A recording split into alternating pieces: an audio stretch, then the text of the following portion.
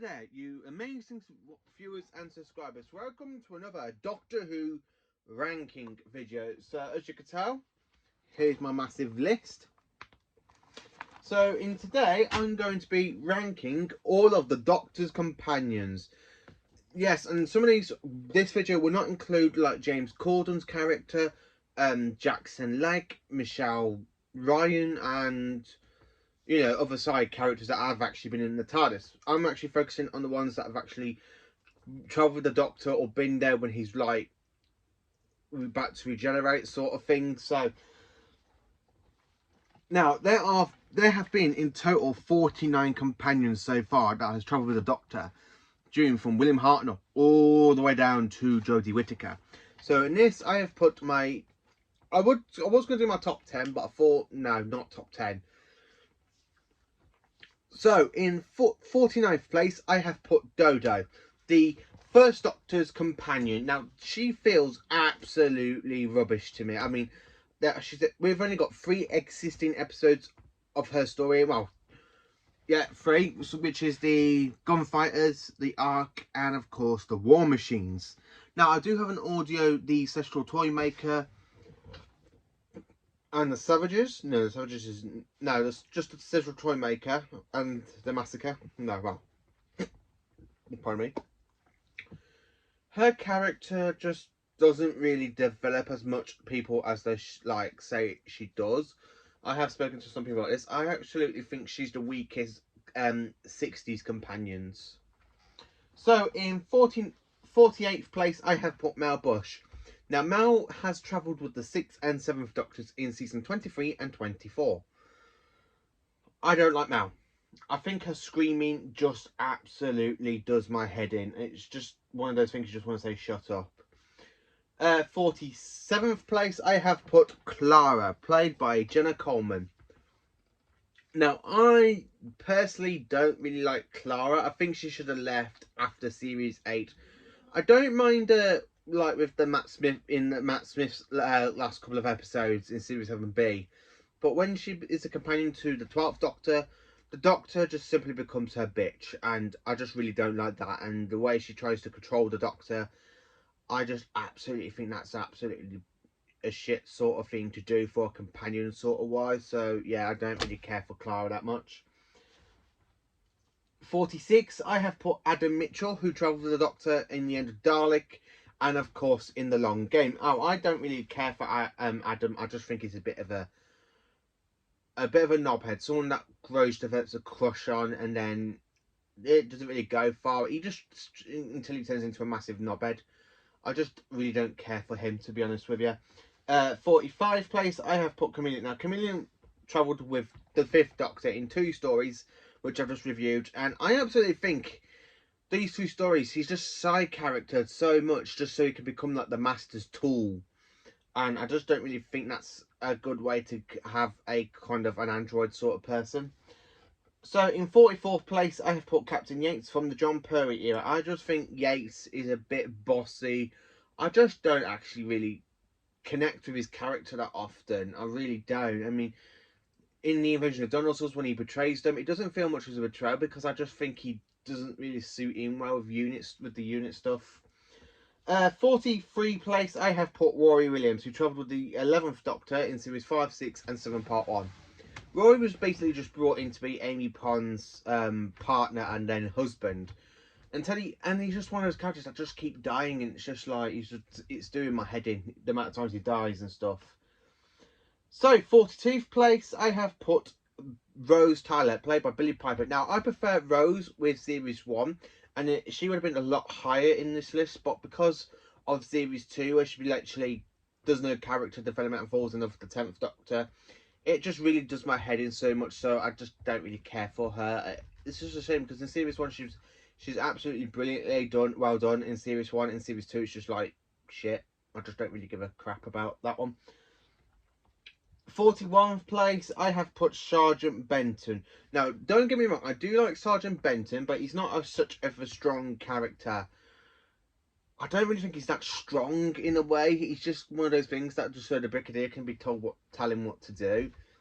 And I just don't think he's that much stronger as a character. In 40 place, I have put Liz Shaw. Now, Liz Shaw is only in for one season of the Doc with John Pertwee. I just don't really think she had much character growth in her season. It's just a shame. She could have stuck around for another one, I think. So, 39, I've put Harry Sullivan, who travelled with the 4th Doctor in season 12 and a little bit of season 13. I absolutely think he does no actual character development. I just think he's there for Sarah, like, just for the sake of it, really. I just don't really care for him. 39, I've put Sarah Kingdom, who appears in the Daleks Master Plan, and since that story is missing, she's a bit low because I don't really personally connect with her much on the audio stuff. 37, I've put Vicky. Well, Victoria, sorry. I put Victoria. Victoria travelled with the 2nd Doctor at the end of Evil up until the View from the Deep. I just don't really connect to her again. I know she lost her father. I do connect to her a little bit in the Tomb of the Sun when she talks about her father. But I just don't really connect with her with the other stories I've seen, such like the Ice Warriors or the Enemy of the World or the Web of Fear. I don't really connect with her those ways. I more connect with the Doctor and Jamie more than I do with her. So I don't really think much about her, to be honest with you. 36, I have put Ben Jackson, who travelled with the 1st and 2nd Doctors. Yeah, I think Ben is the weakest link. Jamie McCrimmon is the strongest companion for the 2nd Doctor.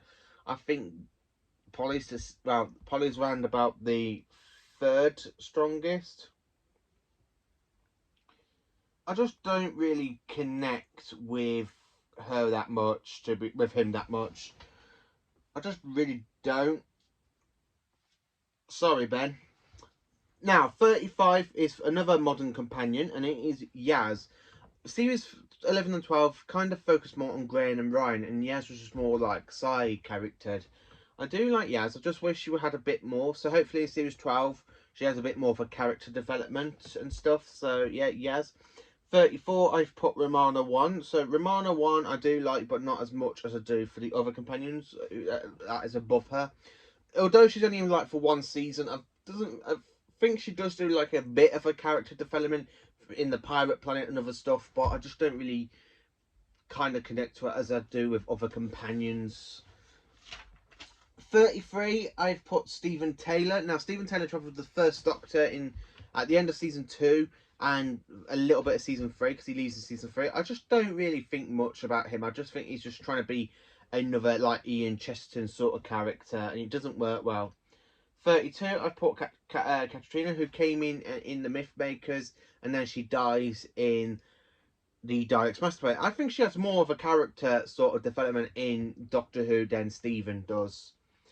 31, I've put Ian. Well, no, sorry. 31, I've put Barbara. So here's a picture of Barbara. I just don't really think much about her. She was the 2nd companion to the Doctor, and I just don't really think she's only in it like for 2 stories. She gets a lot better in season 2, where in season 1 she just seems a bit more of a Mardy woman sort of thing. So I don't really connect with her. Ian Chesterton is number 30. Now 30, I think Ian is a better companion for William Hartnell's Doctor. I do actually like him, not as kind of sort of wayish. So yeah, 29, I've put Zoe. So Zoe is the 2nd Doctor's last companion in season 6. She has a lot more character development than Victoria, but not as much as Polly. I do like Polly a lot more than Zoe. But she is brainy, which is good, and she can be more of a science match for the Doctor, which is really quite good. So 28, I have put Susan, the 1st Doctor's granddaughter. I don't really care for much for Susan. That's why she's really low. It's just, I think she has that kind of fun, like, granddaughter. He has said she's the Doctor's granddaughter. It's more like she's just there because she ran away to join her grandfather to look after him while he ran away from Gallifrey. I have got all of the DVDs released of her stories, so I don't really think much about her. I just think she's a bit slow and sort of thing. So there is 3 of them. It just feels like she's higher than the other 2 because she's the Doctor's granddaughter, and her farewell was more heartwarming. 27, I have put Polly. Now, Polly is just another good companion. I have to say, I think she works well in the Macra Terror and the Power of the Daleks and Tomb of the Cybermen. No, the 10th Planet, sorry. I think she's done so much there. It's just an absolutely cracking to the CEO. And the kind of relationship she has with the First Doctor and the way she reacts when he regenerates brings her up to number 27. So in 26, I have put the 13th Doctor's companion, Ryan. Now, Ryan does have a lot of character development, but he's not one of my favourite. He's my second favourite companion for the Jodie Whittaker era. I do actually kind of like him, apart from the bit where he literally has, you see him like suck his thumb because he has a parasite in him. He does have a load of good moments in Series 12, not as much in Series 11, so yeah. 25, I have put Tegan Javanka. Now, Tegan travels with the 4th and 5th Doctors. Now, she's low because I think she's a bit of a gobby mare. And I think she does do a lot of character development, but she's not really my top favourite companions now. 24, I have put Adric. Now, Adric is more like a kind of teenager sort of thing. And the way he joins, he works so much better with Tom Baker than with Peter Davison. He's just like side of, like Yaz is. He's a bit side character, like a bit like Yaz. I don't really think much about him, to be honest with you, apart from his exit was very good, that he blew himself up to try and save the planet Earth from the Cybermen. Now, 23, I have put Mickey Smith. Now, Mickey was Rose's boyfriend in Series 1, on and off sort of thing. Now, I think Mickey did a lot of character development. Because between Series 1 and Series 2, he just does so much character development. And even in Series 4, you just see him get so much more character development. I mean, it becomes Mickey Smith, the Defender of the Earth, where he's literally driving around in a van, just with Jake, trying to stop the Cybermen from rising. It's just an absolute, he has so much character growth. And when you see him in Doomsday, he just appears out of nowhere with a gun, and it's just such another great character development. He really is. So 22, I have put Amy Pond, played by Helen Gillen. Now, Amy Pond travelled with the 11th Doctor. Yeah, okay, she did meet him as a child, and then he left her for 14 years, and then he came back, and then he left her for another 2 years. So she does have a lot of stuff with the Doctor, and Series 5 and 6, and a bit of 7. I don't really mind with Series 6, to be honest with you. I just wish the stories were a lot better. But she is one of my favourite companions for the Matt Smith run. 21, I have put Captain Jack Harkness, played by John Bowman. Now, Captain Jack has moved down a lot in this list because he was in my top 10 last year when I did it. But he's moved down so much into 21st place because in Resolution, it just doesn't really, like Resolution of the Daleks, he doesn't really do much. He's just there for the sake of it. Oh, look, we just brought back John Bowman, aka Captain Jack. I think he works well more with Tennant and Heckelson than he does with Jodie. And I just wish they wouldn't have brought him back in a way, because when they brought him back in Fugitive of the Dodo, that was brilliant. That was a good comeback. And then when they brought him back in Resolution of the Daleks, I don't really think he does much really, apart from blow up the Dalek ship and rescue the Doctor. That's what he's just there for.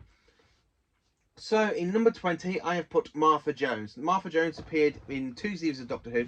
Yes, okay, I put her a lot better than Rose because, yes, okay, she did develop a little bit of a crush on the 10th Doctor. But I didn't really go anywhere because he was too busy being hung over Rose. So, in a way, she does she does have a lot of character development, especially in Human Nature and Family of Blood. And that's why she's in 20. So 19th place, I've put Grace Holloway. Now, Grace Holloway appeared in the TV movie. Now, she does kill the 7th Doctor by putting anaesthetic in him, and it does kill him, and he destroys the regenerative process. But she does redeem herself with Paul McGann's 8th Doctor, and that's why she's in number 19. So number 18, I have put Tarlo. Tarlo is okay. I do like Tarlo. He's one of my favourite companions for the 5th Doctor. I just think he has a very good send-off in the Planet of Fire, and he had a good introduction to be working for the Doctor's enemy, known as the Black Guardian, but he just had so much character growth. It was just absolutely epic. I do love Tarlo for that. So, number 17, I have put Naldol, played by Matt Lucas. I love Naldol. He's so funny in Series 10's finale, in like the whole of Series 10. I just absolutely love Naldol. Number 16, I have put Bill Potts. Now, Bill is one of my favourite Capaldi companions. I mean, he only had two technically, well, three technically, with Clara, Bill, and Naldol. And Clara is, I've already mentioned, because she became the Doctor became her bitch. Where these two, the dynamic between Bill, Naldol, and the 12th Doctor is a lot more enjoyable than whatever we ever had in Series 8 and 9. Well, mainly Series 8 with Clara and Danny. I prefer Clara with Matt Smith. So if Matt Smith would have stayed for another season, well, another series, I think she would have been a lot better with Matt. But I think with Capaldi, she just becomes so annoying and telling him, "Oh, you can't do that," and then I will smack you so hard if you don't regenerate. Oh, I just think the Doctor just becomes a bitch in Series 8 and 9. Anyway, off Clara. So, number 15, I have put Nissa. I love Nissa. She is one of my favourite companions for the 5th Doctor. She's actually the top companion for the 5th Doctor, to be honest with you, because, one, she's a bit brainy and stuff, and the way she works things out, like with the sonic boom in the Visitation, and just other cracking episodes like Earthshock. She's brilliant in, even though she don't really do much, but she's brilliant in Arc of Divinity. Black Orchid, she's actually kind of good in that as well. Thought of Doomsday, she's good. Castrovalva, she's good. Legopolis, she's good. I just really like Nissa. So, number 14, I have put Graham. He is the strongest companion for the 12th Doctor. I really do like Graham a lot more than the other two, because, yeah, he's lost his wife, and yes, he goes, Doc, the way he calls the Doctor Doc, and he goes, you're like, the chemistry between Graham and Jodie's just like really, really well done, and that's why I just love him. Number 13, I have put Ramona 2. Ramona 2 is the 4th Doctor's companion, played by Leela Wood, who became the 4th Doctor's wife. Now, I do like Ramona 2 in season 17 and a bit of 18, but I think she had a bit of a letdown for an ending. She would have been higher up in my list, but because of the ending, her finale, like her end well to the Doctor, just really doesn't really click with me. Number 12, I have put Joe Grant, the 3rd Doctor's 3rd main companion, aka Joe Grant. Now, Jo has such a good character development from the Autons all the way up to the Green Death, but she's not the best for me. I do like her, and Katie Mandel does play really well, but I'm sorry. Number 11 now is the only 1960s one for William Hartnell's companions, and it is Vicky. I just love Vicky, the way they brought her in from the chase to the massacre. I just think she had so much character growth, and she became more like the Doctor's adopted granddaughter. And it was a lot better than what Susan was as well. I just absolutely like Vicky in every episode. So, into my top 10. Yes, my top 10. Top 10. So, in 10th place, I've put Donna Noble, played by Catherine Tate. I just really like Donna. I think she's more feisty than other companions, and the way she literally comes in as the Doctor's best mate in Series 4, which is a fantastic series, one of my favourite, it's my all-time favourite one for Tennant. I just absolutely love Donna Noble. So, in 9th place, I've put River Song. Now, River Song has met the 10th, 11th and 12th Doctors on screen. In Big Finish has met the other Doctors, but I'm going by the on-screen Doctors because I've not added any of the Big Finish companions, because the list would be really, really long. I really like Alex's portrayal as River, because she has so much character development. When you see her die with Tennant, and then they're brought her back with the Matt Smith and Capaldi run. I just absolutely love her, and it's absolutely cracking. Number 8, I have put Wilfred Mark. Yes, I know Wilfred Mark became as Donna's granddad, but he was there for the 10th Doctor's final story. And he did travel in the TARDIS. I just love Wilfred Mark. I think he's a lot of fun of a character. I wish he would have become a full companion to Tennant in Series 4 as well. Have Donna and her granddad, because he's just so brilliant. You know, Ben Ickenham's is absolutely amazing as Wilfred Mark. So, in number 7, I have put Sarah Jane Smith. Yes, I've put Sarah Jane Smith. Now, Sarah Jane Smith is one of my favourite companions, which is why she's in 7th place. She's not... I don't really think much of her. Well, I do think much of her, but I just think in Pertwee's run, she doesn't really click with Pertwee. Tom Baker's 3 seasons she did absolutely worked so well, but she had such a bad finale. I think a very bad ending. in the Hand of Fear, but when they brought her back in New Who, she literally was epic, and she had her own spin-offs, which is she's the only companion out of the classic run and a little bit of modern to have a full series after herself. So number 6, it is the Brigadier Alison Gordon Lethbridge. I love the Brigadier. Now Brigadier met the 1st, 2nd, 3rd, 4th, 5th and 7th Doctors. I just think the Brigadier is just such a good character. The way he like has chemistry with Patrick Troughton, John Pertwee. With it's like a kind of bit with John Pertwee. It's like John Pertwee's Sherlock Holmes, and the Brigadier is a bit like John Watson.